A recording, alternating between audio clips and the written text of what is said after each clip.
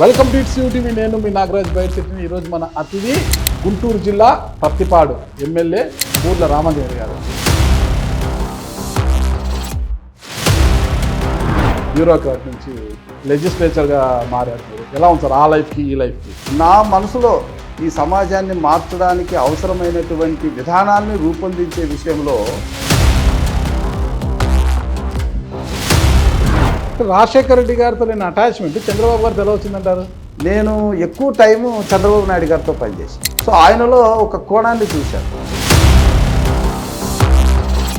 ఈ సొంత జిల్లా ప్రజలు మీ పక్క నియోజకవర్గం ఆదరించలేదు, మరి గుంటూరు జిల్లా పత్తిపాడు నియోజకవర్గ ప్రజలు ఎందుకు ఆదరించారు? గాలి 30,000 అనుకుంటే 90,000 పైన వచ్చింది. కానీ ఆయన ఇమేజ్, ఆయన చేసిన పని.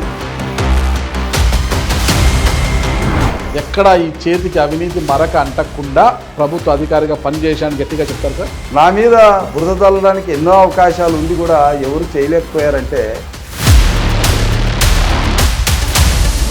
మీ సొంత ఊరైన కర్నూలు జిల్లా ఆర్లూరులో కూడా రాజకీయాలు చేస్తున్నారంట. రైతు అంటే త్యాగరాజు అని గుర్తుంటుంది.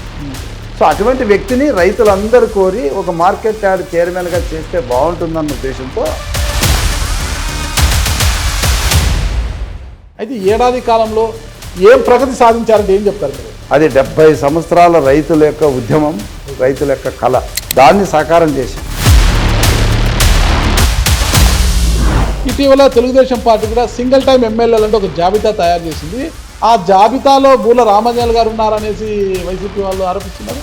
స్కామ్ అనేటువంటిది మా చరిత్రలో లేదు, మా జీవితంలో లేదు.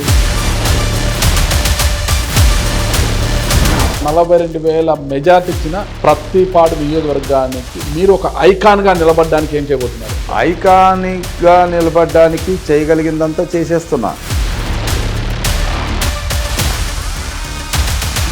ప్రజలు ఒక గుర్తుతో ఒక బీఫామ్తో గెలిపించినప్పుడు వారిని లాక్కొని మీ మేయర్ని గెలిపించుకోవడం ఏంటి? కోయిలమూడి నాని గారిని 151 స్థానాలు ఉన్నటువంటి వైసీపీ 11 స్థానాలకు పడిపోతే ఎవరుంటారండి ఆ పార్టీలో?